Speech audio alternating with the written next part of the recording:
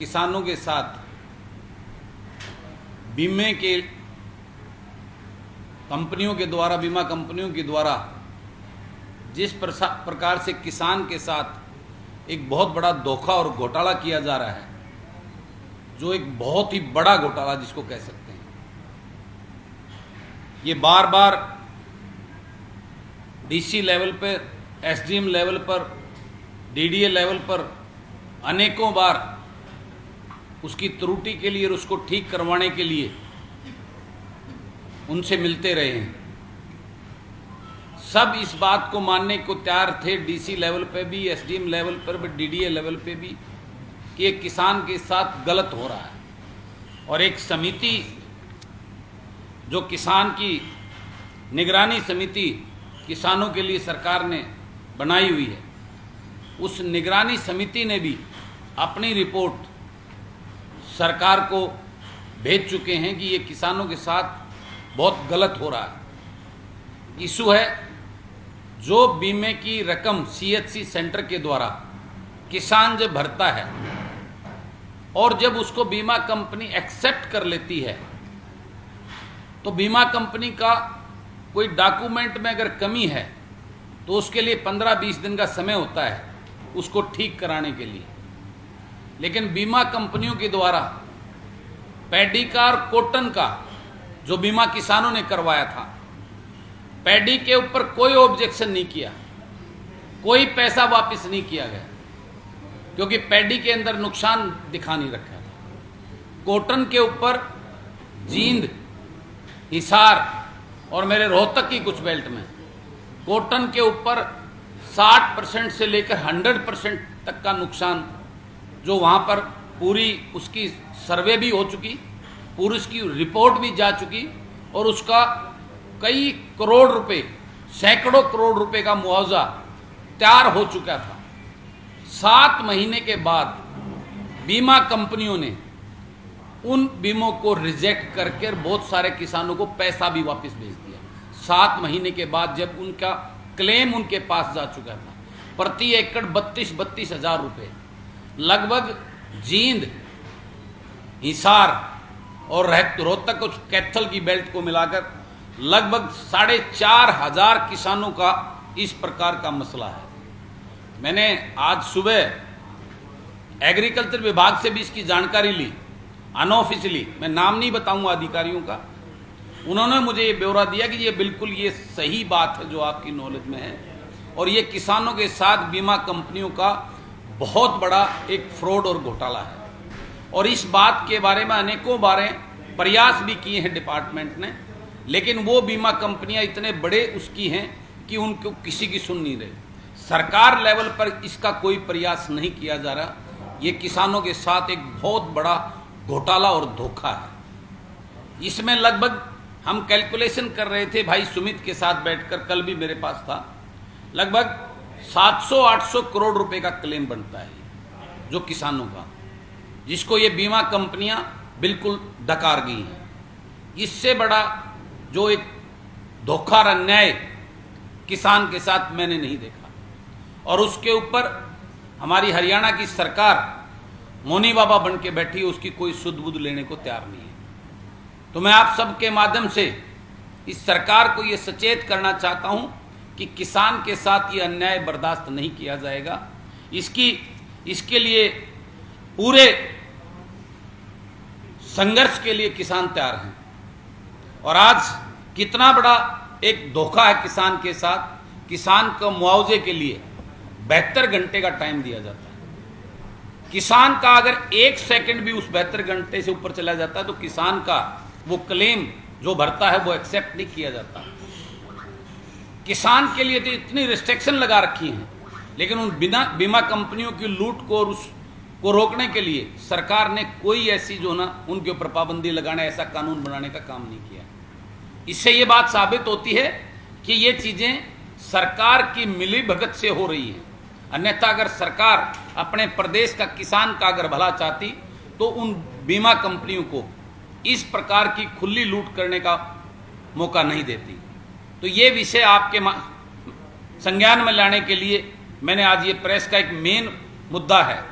आज 7-7 महीने से जो क्लेम पास भी हो गए हैं, उनकी पेमेंटें किसान के खाते में उन बीमा कंपनियों ने नहीं डाली।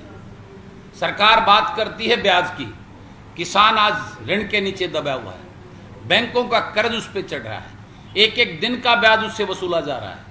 तो ये बीमा कंपनियां 7-7 महीने तक उन्होंने अभी तक वो क्लेम किसान के खाते में नहीं डाले हैं, तो क्या किसान को हक नहीं बनता उस पैसे का इंटरेस्ट उसको ये कंपनी को देना?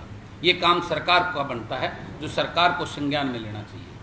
ये एक बहुत बड़ा इशू, आज पूरे प्रदेश का किसान इससे पीड़ित और परेशान है। ये एक गंभीर विषय है जो आपकी संज्ञान में लाकर मैंने आपको ये बताने का आज मेरा मुद्दा था। दूसरा, आप सब जानते हैं सोशल मीडिया पे भी चल रहा है एचपीएससी का एक नए तरीके का स्कैंडल, जो कितना गंभीर विषय है।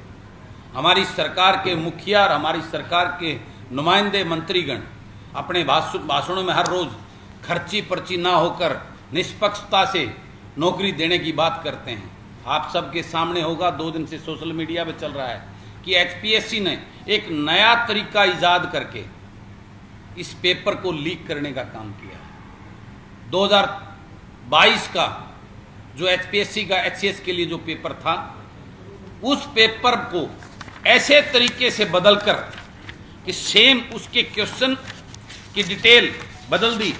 जो क्वेश्चन 14 पे 2 पे था उसको 14 पे ला दिया, जो पहले 4 नंबर पे था उसको 15 पे कर दिया, जो 5 पे था उसको 16 पे कर दिया, 79 था उसको 17 पे कर दिया, 80 वाले को 18 पे कर दिया, 81 को 19 पे कर दिया। इस प्रकार उनकी वो चेंज करके नंबरिंग, और वही पेपर 32 क्वेश्चन सेम उसके अंदर डोप करके एक नया तरीका इजाद करके अपने लोगों को बेनिफिट देने का काम किया है। और 4 क्वेश्चन जिसमें राम और श्याम सिर्फ नाम बदलकर उसके अंदर ऐड कर दिए गए। ये इतना बड़ा एक धोखा है, जिसकी कंप्लेंट सेक्रेटरी को लिखित में जो है ना उन अभ्यर्थियों के द्वारा दे भी गई है, जो आप सबने शायद पढ़ी होगी। ये कितना बड़ा एक घोटाला जो सरकार आज बात करती है, दावे करती है, ये पेपर लीक का सिस्टम नए नए तरीके इजाद करके आज प्रदेश के युवा को ठगा और लूटा जा रहा है। इससे बड़ा चिंता का विषय नहीं है। उसी प्रकार से आज पीछे HKRN के द्वारा 550 के करीब कंडक्टर की भर्ती HKRN सरकार दावे कर रही है कि हमने एक क्लिक से 547 कितने कंडक्टरों को ज्वाइनिंग दे दी है। जब मेरी स्टूडेंट्स से मेरे बहुत सारे युवाओं से मेरी बात हुई, मेरे से फोन पे बात हुआ कि एक लेटर तो पीछे मिला था HKRN को कि इस प्रकार से कंडक्टरों की भर्ती करनी चाहिए, लेकिन उसकी कब एडवर्टाइजमेंट की ये किसी को नहीं मालूम। कितनी भयंकर एक बैकडोर एंट्री के माध्यम से अपने लोगों को कंडक्टर की ज्वाइनिंग देकर सरकार वाहवाही लूट रही है। ये सरकार की जो है ना असलियत है। तो मैं कहना चाहता हूं आप सब साथियों के माध्यम से, सरकार इस प्रकार का खेल कब बंद करेगी? आज पूरा प्रदेश का हर वर्ग पीड़ित और परेशान हो चुका है, और सरकार अपने दावे करने में बड़ी बड़ी वाहवाही लूटने से बाज नहीं आ रही। प्रैक्टिकल सच्चाई ये सब आप लोगों के सामने है। आज ये इतनी बड़ी एक त्रासदी युवाओं के साथ सरकार कर रही है, इससे बड़ा जो ना दुर्भाग्य कुछ नहीं हो सकता। अगला विषय मैं आपके संज्ञान में लाना चाहता हूं। मेरे कुछ सवाल जींद के अंदर बड़ी बड़ी बात करते हैं सारे उनके अपने MP और MLA। रेलवे फाटक का ऐसा इशू जिससे जींद शहर को 2 भागों में बांट दिया। जिस शहर को राजधानी बनाने की बात करते रहे हैं इस सरकार में बैठे लोग, आज जींद शहर का सबसे बेड़ा कर रखा है। उनसे वो जींद शहर पूरा सवाल करता है, उनसे करता है कि कौन सा राजधानी का निर्माण आप करने जा रहे हो। उसके अलावा मेरे सवाल आज के इस गंभीर विषय में इस सरकार से हैं कि आज सरकार, मुख्यमंत्री जी सरकार लोगों के बीच में जाकर अपनी उपलब्धियां गिनाने के बाद करती है, जबकि प्रदेश के हालात ये हैं कि आज हरियाणा बेरोजगारी में नंबर 1 पे आ गया है। शिक्षित बेरोजगारी के कारण युवाओं का विदेशों में जाने का, अपनी जमीनों बेचकर आज उनके साथ इतना बड़ा धोखा हो रहा है। वो भी बेरोजगारी के उस चक्कर में अपनी जमीन बेचकर और 2 नंबर के रास्ते से जा रहा है, और वहां विदेशों में पढ़ के उसका बुरा हाल है। कितने हमारे युवाओं की डेड बॉडीज भी जो घर वालों को नसीब नहीं हुई हैं। ये हालात आज प्रदेश का बन चुका है। हरियाणा सरकार के विद्यालयों में विद्यार्थी हर विषय के अध्यापक कब मिलेंगे, ये एक सवाल पूछते हैं। आज सरकारी स्कूलों में कोई विद्यार्थी नहीं है। ये एक बहुत बड़ा सवाल है हरियाणा प्रदेश का इस सरकार से। सरकारी स्कूलों के हालात जर्जर हो चुके हैं, उनके ऊपर कोई बजट और कोई उसका नहीं है। ये एक सवाल है, किस शिक्षा की बात करती है आज सरकार? ये एक बहुत बड़ा सवाल इस हरियाणा प्रदेश की जनता का इस सरकार के साथ है। आज प्रदेश की सड़कें बुरा हाल, गड्ढों में, आज शहरों की सड़कें, मैं रोहतक में एमएलए हूं, सेक्टर 14 में मेरी खुद की सड़क के सामने इतने गड्ढे हैं। 20 बार कमिश्नर को रोहतक उसको कंप्लेंट कर चुके, कोई सुनाई करने वाला नहीं है। बिजली में आज बिजली के बिलों की इतनी भारी, पूरे प्रदेश के अंदर इतने मोटे, इतने फास्ट मीटर चलते हैं कि आज गरीब आदमी का जो 500, 400, 200 रुपये बिल आता, किसी का भी 1000 से कम बिल नहीं आ रहा। और जिसकी वजह से वो कंडीशन लगा दी 12,000 की, उनके जो है ना पीपीपी में उनके वो सारे राशन कार्ड काटे जा रहे हैं, उनकी वो सारी सुविधाएं सरकार ले रही है। इतना बड़ा एक भयंकर खेल, उसका एक सवाल है उस प्रदेश की जनता का, ये कैसा खेल, कैसा जो है ना गरीब के उद्धार की बात सरकार कर रही है। आज अस्पतालों में डॉक्टर के पद खाली पड़े हैं। हमारे वहाँ खानपुर मेडिकल कॉलेज था, जिसका एक नाम था, उम्मीद थी, आज वहाँ ना डॉक्टर बचे हैं ना मशीनें बची हैं। एक वहाँ से मशीनें शिफ्ट कर दी गई दूसरे हॉस्पिटल के अंदर, वहाँ के डॉक्टर स्टाफ को शिफ्ट कर दिया गया। अब कल मेरे पास रोहतक पीजीआई से फोन आया हुआ था, वहाँ कार्डियो हार्ट के जो डॉक्टरों की जो टीम है उसको वहाँ से शिफ्ट करके दूसरी जगह, जबकि सबसे ज़्यादा लोड रोहतक पीजीआई के ऊपर है।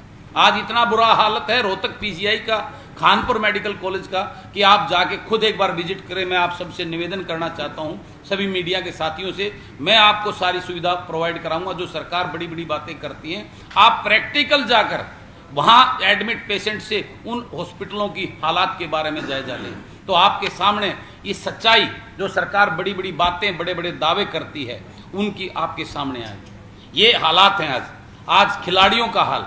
आज आप सब जानते हैं, मेरे प्रदेश की वो बेटियां जंतर मंतर पर बैठकर जिस प्रकार से अपने साथ हुए शोषण के लिए न्याय मांग रही हैं, और सरकार की तरफ से चुप्पी साध कर इस मुद्दे को इतना जो है ना वो किया जा रहा है। और जो वो उनका कल्पिट, वो बदमाश, वो आज भी जो है उनके ऊपर, आज मैं सोशल मीडिया पर उसने जिस प्रकार की टिप्पणी उनके हमारी बहन बेटियों के लिए की है, कब क्या हुआ, कैसे क्या हुआ, जरा बताओ तो सही। यानी इतना खुला आम, और उसको कोई पूछने वाला नहीं है। ये एक सवाल इस प्रदेश की जनता पूछती है, ये कैसी सरकार है।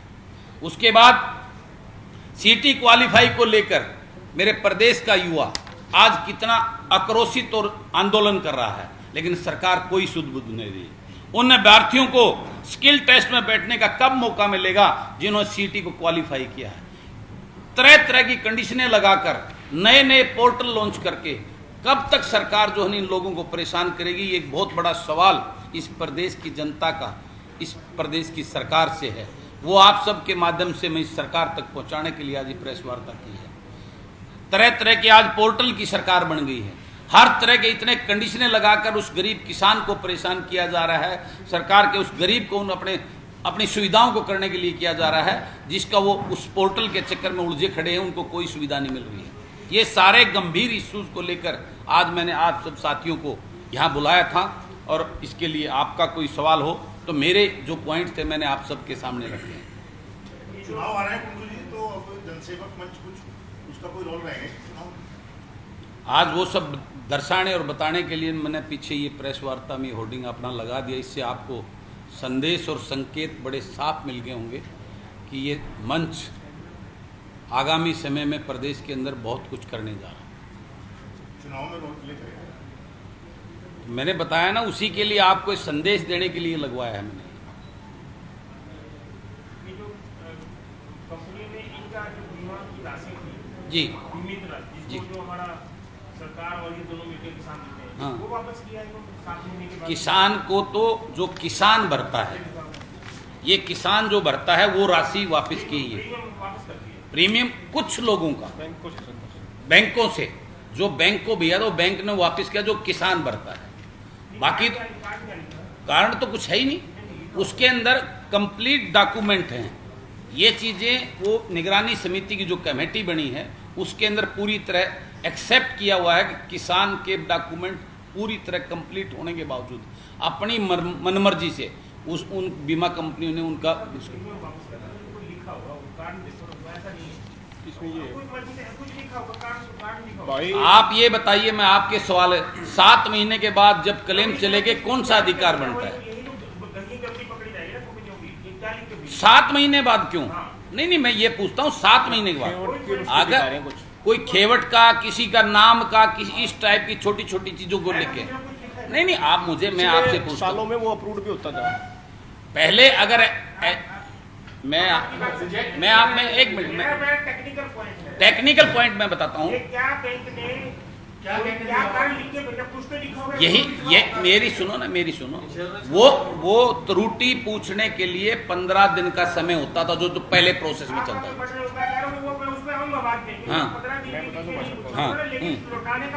मैं बता देता हूँ भाई। कोई खेवट की गलती निकाल दी, किसी में कोई नाम की करेक्शन निकाल दी, किसी में कोई किला नंबर की करेक्शन निकाल दी। इसके बाद की बात है सर, पॉलिसी इशू होने के बाद रिजेक्शन आई 7 महीने के बाद। किसकी जैसे आप पॉलिसी नहीं आती, उसके अंदर एक्सेप्ट किया जाता है सीएससी सेंटर पे ऑनलाइन। उसको कोई पॉलिसी नहीं आती किसान के पास, उसको एक्सेप्ट का मतलब आपका फाइल, आपका पैसा उन्होंने ले लिया, आप वहां रजिस्टर्ड हो गए हो, आपकी ये फसल रजिस्टर्ड। कोई भी गलती निकाली अगर टेक्निकल तौर पे, तो उस गलती में तो किसान अपना ऑब्जेक्शन दे दिया, मेरा नाम हाँ। ये है, मेरा अकाउंट नंबर ये है, मेरी पेमेंट नंबर ये है। वो जो आप पवन भाई आप पूछ रहे हैं, उसके लिए किसान के पास कंपनी का ये आना है, आपकी ये करेक्शन है, इसको दूर कीजिए, ऐसा कोई उनसे नहीं मांगा गया, अपने लेवल पे उसको रिजेक्ट कर दिया गया। जबकि उसके लिए 15 दिन का समय होता, 7 महीने बाद ऐसा नहीं होता, जब उसका क्लेम भी पास होकर वहां बैंकों में चला गया तब ये प्रोसेस किया गया है, और इसको सरकार के अधिकारी और निगरानी समिति ने एक्सेप्ट किया है। कितने किसान ऐसे लगभग 4,500 किसान के करीब जो आंकड़ा मोटा मोटा मिला है, जींद, हिसार, कैथल, रोहतक और इन सब मिला। ये हाँ, मैं सुमित आपको बताएगा, बहुत डीपली इसके ऊपर संघर्ष कर रहा था। भाई जो आपका सवाल था ना, 2016 से स्कीम शुरू हुई थी और बैंकों से लगातार बीमा ऐसे ही कट रहे, जो लोनी फार्मर केसीसी के मैंडेटरी, ये फार्मर बैठा हमारे साइड में, तो इसकी हम डॉक्यूमेंट भी लेकर आए हैं। तो इसने बैंक में जाकर हर साल बीमा कटवाता था। तो पहली बार ऐसा क्या हुआ, पिछले 3-4 साल से बीमारी चली हुई है पिंक कलर का कीड़े की, जिसका कोई इलाज नहीं है। तो पहली बार ही बैंकों से किसानों के बीमे रिजेक्ट हुए, वो तब हुए जब 32,000 रुपए तक प्रति एकड़ किसानों का बीमा बनकर तैयार हो गया था और किसानों को जागरूक किया गया था। गलती है तो बैंक की है, गलती है तो सरकार की है, गलती है तो बीमा कंपनियों की है, किसान द्वारा कोई भी गलती नहीं की गई है। पिछले साल इसी किसान ने जब धान का बीमा नहीं कटवा था, गलती से बैंक ने काट लिया, ये आज भी कोर्ट में इसका केस चला हुआ है, तो वो अप्रूव हो गया सेम डॉक्यूमेंट में पिछले साल। उसने पिछले साल बाड़ी का था, वो भी अप्रूव हो गया जब पैसे नहीं देने थे। जब पैसे देने आए हैं तो तब इन्होंने रिजेक्ट किया, तब पैसे ही वापस करके, और बैंक बताने को तैयार नहीं है ये हमारी गलती है, कंपनी की गलती है, सरकार की गलती है, ये फॉल्ट है भाई साहब इसमें। ये डॉक्यूमेंट रहे रिजेक्ट ये कर दिया कि वो बीमा रिजेक्ट करके उसकी बहुत सारों की जो बीमा भरा था किसान ने, वो वापस उसके खाते में डाल दिया। हाँ, केवल बैंकों की, सीएससी की, सिर्फ केवल बैंकों की। प्रीमियम राशि लौटा दी है किसान की। हाँ, मुताबिक ये क्लेम अगर टोटल बात करें तो 500-600 करोड़ से ऊपर का क्लेम बनता है। ये 4,500 4,500।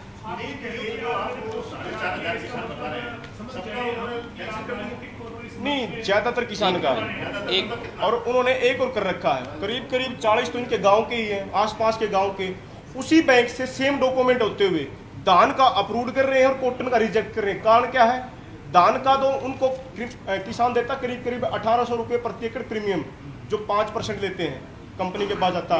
फिर हाँ, फार्मर हरियाणा सरकार उसमें शेयर डालती है, भारत सरकार उसमें शेयर डालती है, करीब करीब ये 5-6 हज़ार के करीब करीब होता है। तो देने आ रहे थे 32,000 और धान का बैठता था ये 3-4 हज़ार के करीब करीब, देना आ नहीं रहा था एक भी, वो तो कंपनी ने डकार लिया। मतलब मनमानी सीधी सीधी डॉक्यूमेंट है, एक बैंक से एक ही तरह के लोग, वही धान का तो accept इसमें करें। इशू है, वही किसान, कपास का कैसे वही किसान, वही डॉक्यूमेंट, वो धान का तो एक्सेप्ट कर रहे हैं और कपास का रिजेक्ट कर रहे हैं। उसमें वो क्लेम ज्यादा है। उसमें क्लेम बनता नहीं था, उसमें क्लेम बनता है। ये सीएससी की रिपोर्ट है, ये सीएचसी की रिपोर्ट है जिसमें डिस्क्लेम 80 फार्मर थे, 9 के अप्रूव करे सेम डॉक्यूमेंट, इसमें 8 धान के हैं और करीब जो ये कॉटन वाले अप्रूव कर दिए उसी किसान के और वही डॉक्यूमेंट से, और उसके कॉटन के रिजेक्ट कर दिए और उसके धान वाले एक्सेप्ट कर लिए। ये सीएचसी की रिपोर्ट है। जेपी दलाल ने एक पीडीएफ जी। उसमें बीमा कंपनी के अधिकारी नहीं थे। इसका जो बैंक से रिजेक्ट हो गया है वो करना, रिजेक्ट की कुछ बता नहीं रहे सर वो। ये तो आपका पेड है, पेमेंट सर वो कोई रीजन नहीं बता रहे, किसान को कोई हमारे रीजन। पिछले 7 साल का रिकॉर्ड उठा लीजिए इसका। हम आपके ऊपर क्वेश्चन नहीं उठा रहे, पहले बात आप चीनों से बात कीजिए। ये बेचारा कोई ये हमारे गाँव पास क्वेरी आ रही है, हमारे आप पास बिल्कुल आपकी क्वारी, अगर कुंडू साहब ने कहा है कि ये हमें वो कागज तो दिखाओ जो रिजेक्ट किया उसको कहा- उन्होंने कोई कागज नहीं दे रहे वो तो किसान आपका को। केवल मात्र बिना कागजों का ही आक्षेप है।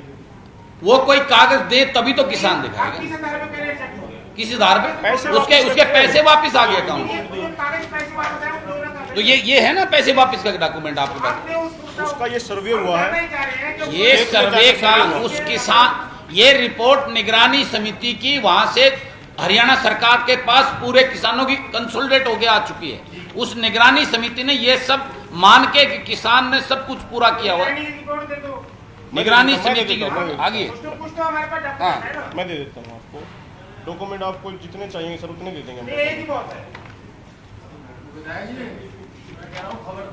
आपका आपने बहुत बड़ा इशू उठाया, 700 करोड़ का ऐसा इशू है बड़ा ये इशू है। ये बहुत बड़ा इशू है, तभी तो ये अब आपके इसको question निगरानी की बात नहीं कर रहे, लेकिन ये- इसका हमें आधार चाहिए। ये सरकार के पास आप मांगोगे ना, वो भी इस बात को एक्सेप्ट करेंगे। लेकिन आपके पास निगरानी कोई उसके तैयारी के साथ आप बिना तैयारी के आते नहीं वैसे। नहीं आता नहीं, बस एक निगरान मेरे ये एक ही डॉक्यूमेंट बाकी डॉक्यूमेंट में लेके आया हूं। एक बार बैग में देखिएगा डॉक्यूमेंट निगरानी समिति का होगा वो। टीएलएमसी की मीटिंग में जो फैसले होते हैं ना, जो वो देखो, हाँ वो डॉक्यूमेंट दे देते हैं आपको हर उसमें डॉक्यूमेंट। लिखा गया है कि ये किसान ठीक थे, बैंक गलत। यस, वो डॉक्यूमेंट एक बार बैग में देखिए भाई। कौन सी अच्छा बैग? इसमें सर एक और आपको जो सरकार द्वारा एक गाइडलाइन बार दी जाती वो- है एमओ, बैग में देख ले भाई। इसमें एक चीज दिखा देते हैं आपको जो आप चाहिए आपको। इसमें लिखा हुआ है टाइम फ्रेम। टाइम फ्रेम में सीधा लिखा हुआ है किसान की फसल में अगर नुकसान होगा ना तो उसको 72 घंटे के अंदर अंदर अपना फार्म सबमिट कराना होगा। तो उसी के आधार पर टाइम फ्रेम बीमा कंपनियों को ऊपर भी है। अगले 10 दिन के अंदर सर्वे करना होगा। और टाइम फ्रेम क्लेम का भी पैसे किस टाइम आने चाहिए, अगले 15 दिन में सब्सिडी के पैसे आने चाहिए। आपकी बात सर आप जो कह रहे हो ठीक है। सर सुन तो लीजिए। नहीं नहीं, इसी में एक सवाल तो बन गया ना। अगर उसके 15 दिन के बाद पैसा आना चाहिए, 7 महीने हो गए तो भी पैसा नहीं आया। पॉइंट ठीक है। हाँ। लेकिन जो रिजेक्ट 15-7 महीने के बाद जो उसका डॉक्यूमेंट होगा वो मैं आपको प्रोवाइड करवा देंगे। नहीं होगी तो मैं मंगवा के आपके ग्रुप में डलवा दूंगा। मैं आपके ग्रुप में ये रिपोर्ट में मंगवा के डलवा दूं। कोई नहीं है तो मंगवा ले, मैं आपके ग्रुप में डलवा दूं। जी जी, देखिए पेपर निकालना उसमें तरह तरह के वो आते थे पीछे जो पेपर लीक होते हैं। अब जो जिसको अपने लोगों को बताना उनको यही तो बताना, जो 2022 का क्वेश्चन था उसको पढ़ लो, वो सेम है। उसमें तो ना निकालना ना किसी से पूछना। उन्होंने इंटरनल 2 लोगों ने जो पेपर सेट करना उनको पता, उन्होंने कह दिया पिछले साल का उठा लो, बस हो गया पेपर लीक। और क्या होगा? इससे एक नया ऐसा आसान तरीका जिसमें वहां अंदर कुछ करने की जरूरत नहीं पड़ी, वो तरीका अडोप्ट किया गया है इसमें। आप इसको सीधा पेपर लीक मान रहे हैं, इसको कोई त्रुटि उनके डाल के वैसे नहीं मानने की। उन्होंने, मैंने बताया ना, जब इतना ही तो बोलना है 2022 का पेपर पढ़ के तैयारी करके चले जाओ, बात होगी खत्म। आप एक इनोवेटिव वे बता रहे हैं, मतलब ये इनोवेटिव वे है। यस यस यस यस, नई इनोवेशन। नई इनोवेशन, एक नया तरीका इजाद करके प्लानिंग से ये करके किया गया है। ये ऐसा कभी नहीं हुआ कि वही पिछले लास्ट ईयर का पेपर मैंने पूछा, ये पहली बार ऐसा हुआ। कोई एक आधा क्वेश्चन कोई आ जाए तो वो अलग बात होती है, अदरवाइज ऐसा पूरा पेपर इस प्रकार से आना ये फर्स्ट टाइम का वो है। तो आपको इनाम अनाउंस हैं जी? इनाम अनाउंस हाँ, इसके लिए तो वो जो है ना, इस बहादुरी के लिए, इस दिमाग के लिए उनको इनाम तो देना बनता है। सरकार, वैसे सरकार तो देगी उनका इनाम। बाद में देना, आराम से दे देना। वो मैं भिजवा दूँ, कोई बात नहीं, वो मैं भिजवा दूँ। जी सवाल है कि आप इतने पावरफुल एमएलए हो, चीफ सेक्रेटरी से तमाम अफसरों से आप मिलते हो, 2 इश्यूज आपने बताए जी। बीमे वाला और दूसरा ये, क्या आपने एचपीएससी का इशू सीएम से बाकी लोगों के सामने मैं आज ये सारे चीजें रिटर्न में सीएम साहब को और चीफ सीएस साहब को उनके पास भिजवा रहा हूँ। आप जा रहे हो उनके पास? मैं, सीएम साहब तो है ही नहीं, सीएम साहब तो जनसंवाद के लिए गए, वो जनता का दुख जानने आए, क्या कैसे दुखी है हमारी सर, जनता। आप अपने जनसेवक बता रहे हो, जी आप जो बता रहे हो जनसेवक मंच, जी सबसे पहला चुनाव आ रहा है अम्बाला का उपचुनाव, जी, क्या एजेंडा है पॉलिटिकल? बिल्कुल साफ बात करो। देखिए मेरा एजेंडा आने वाली विधानसभा है। साहब इसमें जुड़ा सवाल है, जनसेवक मंच आप कह रहे हैं, आपने पोस्टर लगाया तो आप समझ गए होंगे। जी जनसेवक मंच पार्टी बन गया है, बनने वाला है, आपने पार्टी के लिए बिल्कुल, आप सब सर दूसरा ये कितनी बड़ी बड़ी पार्टियां हैं हरियाणा में, भारतीय जनता पार्टी, कांग्रेस, जननायक जनता पार्टी, नेशनल लोकदल, अन्य पार्टियां भी है। इन पार्टियों के बीच जनसेवक मंच के पास ऐसा क्या बात हो रहा है कि सीधा 2024 का चुनाव में बिना सर्कल के आप उतरेंगे और जादू हो जाएगा? महम में भी वो सारी बड़ी बड़ी पार्टियां थी। महम से जब बलराज कुंडू निकल के आ सकता है तो पूरे प्रदेश में ऐसे बलराज कुंडू और भी आएंगे। महम में बड़े बड़े धुरंधर थे उन पार्टियों के, और बड़े बड़े प्रचारक आए थे वहां पर। मैं अपना जन सेवा की सोच के इस प्लेटफार्म के साथ ही आगे बढ़ूंगा। नहीं, इसी को पॉलिटिकल पार्टी के यस, वो सब प्रोसेस में है, और आने वाले 2-3 महीने के अंदर उसकी एक बड़ी आगाज बांगर की धरती जींद से उसका आगाज किया जाएगा। अगर अम्बाला लोकसभा चुनाव हुआ तो बलराज कुंडू कहाँ होंगे, वहाँ क्या करेंगे? बलराज कुंडू का उद्देश्य आने वाले 2024 के विधानसभा को एजेंडे को लेकर चल रहा हूं मैं बाई इलेक्शन में पार्टिसिपेट नहीं करूंगा। लगातार आप हरियाणा के दौरे कर रहे हैं, अभी भी 2 दिन बाद फिर दौरा है आपका। वहाँ पर एक ऐसा घोटाला जो आपके सामने है, अभी तक आपने उठाया नहीं। जल भराव के 35 करोड़ रुपए आए, एक पटवारी द्वारा ऐसे लोगों के खाते में डाल दिए गए जो खेती ही नहीं करते, ऐसी महिलाओं के खाते में डाल दी जो नौकरियां करती, उनकी जमीन नहीं है, और वो पटवारी आज पुलिस की कस्टडी में है। तो वहाँ के किसान लगातार वहाँ तहसील परिषद में बैठे हैं, तो ये मुद्दा भी आप उठाने का काम करें। टिकरू भाई, ये मुद्दा मेरी नॉलेज में आया नहीं था। 10 दिन से पटवारी पुलिस मेरी नॉलेज में किसी ने ये मुद्दा नहीं मेरे संज्ञान में लाया, नहीं तो मैं ये मुद्दा भी जरूर उठाता। अब आपने मुझे मेरी नॉलेज में डाला है तो मैं ये मुद्दा भी जो है सरकार के पास इसको उठाने का काम करूँगा। डॉक्टर साहब, एक वैसे केस तो पुराना है, पर क्योंकि आज प्रेस कॉन्फ्रेंस काफी दिनों के बाद आपने की है जी, आप लोकतांत्रिक व्यवस्था में विश्वास रखने वाले विधायक का सबसे बुलंद आवाज आपकी रखी है जी। राज्यसभा में ऐसा क्या हुआ कि आपको वोट नहीं डाले? क्या जी? राज्यसभा में ये सवाल तो पहले मेरे ख्याल मीडिया के साथियों के सामने में इसलिए पूछ रहे हैं कि आप लोकतांत्रिक व्यवस्था की प्रणाली को दुरुस्त करने वाले सबसे मजबूत आजकल उस लोकतंत्र प्रणाली के अंदर एक नाटो भी आ गया है, किसी को वोट ना डालें। नोटा सॉरी, वो नोटा का मैंने इस्तेमाल किया था उसमें। नाटो मतलब नाट नाली बात तो वो देसी वाली थी, नाटो तो ज्यादा खतरनाक हो जाएगा। ठीक है। तो वो उस प्रणाली का इस्तेमाल करके मैं आपसे पूछना चाहता हूं, मैं अगर भाजपा समर्थित उम्मीदवार को वोट डालता तो आप मीडिया के साथियों के इतने सवाल होते, शायद मैं उनका जवाब नहीं दे पाता। रही बात दूसरे कांग्रेस के जो कैंडिडेट थे, क्या इस हरियाणा प्रदेश 2.5 करोड़ जनता के अंदर उस कांग्रेस के हाईकमान को एक भी ऐसा व्यक्ति नहीं मिला जो राज्यसभा के उम्मीदवारी के लायक हो? तो ऐसे भारी व्यक्ति को, जिसको हरियाणा के प्रॉब्लम्स के बारे में कोई इशू का पता ही ना हो, ऐसे व्यक्ति को वोट में क्यों डालूं? इसलिए मैंने वो निर्णय लिया था। और उसमें अगर मैं डाल भी देता किसी को तो आप लोगों के, इस जनता के इतने सवाल मेरे ऊपर दागे जाते, शायद मैं उनका जवाब भी ना दे पाता। इसलिए मैंने अपने विवेक से, अपने चिंतन से और अपने कोई जो खास मेरी टीम के लोग हैं उन साथियों से विचार विमर्श करके ये निर्णय लेने का काम। ये निर्णय कोई 2 बजे के आसपास हुआ जाके? नहीं, निर्णय मेरा पहले से ही था। तो आपसे कुछ लोग गए थे मिलने के लिए? तो मैं बिल्कुल गए थे, आप सब मीडिया के साथी उनको कर रहे थे, उन्होंने प्रयास किया। नेता भी गए थे? नेता गए थे, बड़े बड़े प्रदेश के नेता गए थे, दोनों तरफ के नेताओं की बात चल रही थी, फोन भी आ रहे थे, मिले भी थे मेरे से। लेकिन मेरा जो फैसला वो अडिग था और वही मैंने उस फैसले पर रहा और आकर आप मीडिया के साथियों के रूबरू हो गए, मैंने उस बात को आपके सामने रखा भी था। मुख्यमंत्री के जनसंवाद कार्यक्रम को लेकर के आप क्या सोचते हैं? बहुत सारे इशू सामने आते हैं।